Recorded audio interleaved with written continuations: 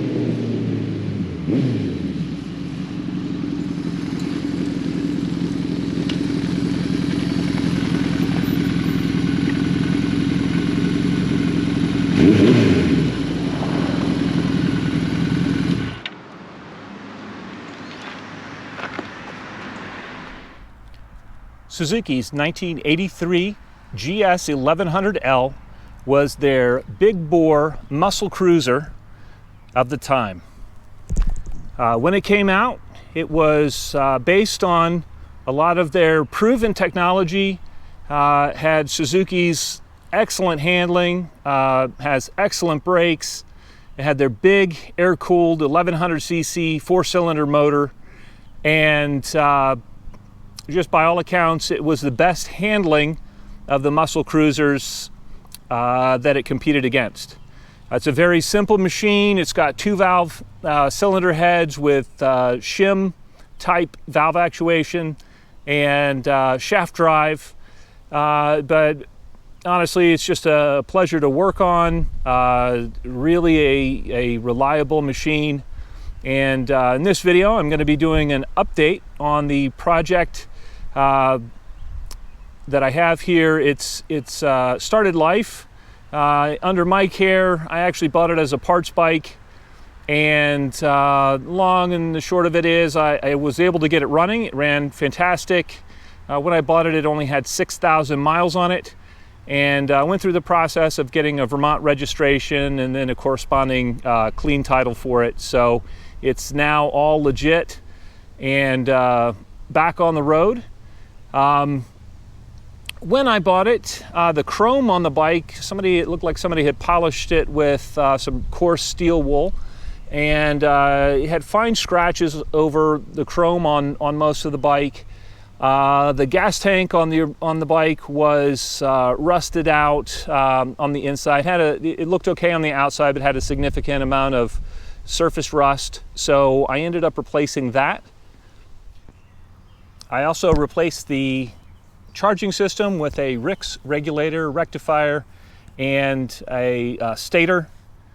And the chrome on the bike, I actually found an inexpensive parts bike, another parts bike with good chrome on it. So I have actually taken all the chrome off of my parts bike now and put it onto this Suzuki. So in the process of, I recently installed a Delkevic 4-in-1 full stainless exhaust, and I've got the carburetor set up for that. The next step in the project, I've got two items that I want to address. In the process of putting the pipe on and running the bike to see how it ran with the new exhaust on it, I noticed that at high RPM, I do get just a little bit of clutch slippage.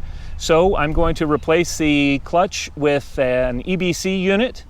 I'm actually going to go with the stock Suzuki clutch springs in order to keep my clutch lever pull to a reasonable level. I'm not going to be drag racing the bike, so the stock spring should last just fine and keep my clutch pull at a easy effort level. The next thing I'm also going to do, these bikes have a automatic cam chain adjuster on them, and just for peace of mind, especially on the Suzukis, I like to replace that with an APE cam chain tensioner It's a manual cam chain tensioner unit, and it's a pretty straightforward install, but I will do a video where I install that and also install the clutch. Another item that I addressed when I was getting this bike back on the road was to replace the vintage tires. I actually went with a set of the Shinko 230 Tourmaster tires.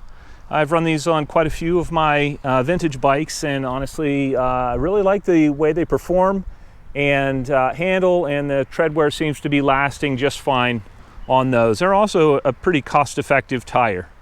On the back of this bike, I have also replaced the shock with it's a Suzuki unit. It's actually off of my parts bike, which was just a little bit earlier year L model Suzuki 1100, and it has the reason I replaced it, the air shocks on this bike. Someone had at some point taken out the steel bushings at each end of the shock, and so they were no longer functional like they should be, and the air shocks were leaking over time. So was able to find Suzuki parts and do that. But really, for the most part, this bike is dialed in. I've run it for several thousand miles now, and it has just given me trouble-free service. The Suzuki motors were never quite as smooth sounding as the Kawasaki and Honda motors. I don't have too much experience with the Yamaha XS1100 bikes to know if they were necessarily a kind of a noisy motor or not, but I don't know why, but the Suzukis are just inherently a little bit noisier motor-wise. Not necessarily something to be concerned with, it's just something to know. But they really are a bulletproof bike. I've already had a GS1100. In fact, it was my first liter bike, and my first one actually had 66,000 miles on it. We can take a look now and just see how many miles are on this one. It looks like 8,215 miles, so not bad. One of the high points of the Suzukis is their instrumentation. They have a nice big tachometer. They also have a very nice fuel gauge. And one of the things that they did that I really appreciate is across here you have a digital fuel gauge, digital gear indicator, and I can just kind of go show that to you there. I just popped it into first gear, but as you go up through the gears, that lights up, and it just takes the guesswork out of when you're cruising down the highway. You can look down easily, see if you're in fifth without tugging at the gear. I did put some Triumph mirrors on this bike. They're very functional. I kind of like the way this bike has a mix of black and chrome on it, and thought they kind of fit that theme. I also installed an MGO Magna wide chrome handlebar on this bike, and I actually run this specific handlebar on 3 of my motorcycles, and I love the control that it gives. It gives a nice blend of sport, comfort, and control. So I would highly recommend that. This Suzuki is running the stock suspension in the front. I did replace the fork oil in it, but that's really all I have done to kind of service the suspension in the front. It honestly has very, very firm, nicely controlled suspension for a vintage bike. By far the most sporting of my muscle cruisers. And also has excellent brakes as well. I haven't even had to adjust or I should say replace the brake lines, but they would give a lot of modern bikes a run for their money just as far as braking control and performance. This bike honestly handles and stops very, very well. So I hope you enjoy this video, and hopefully if you have any questions, let me know and I can answer them for you.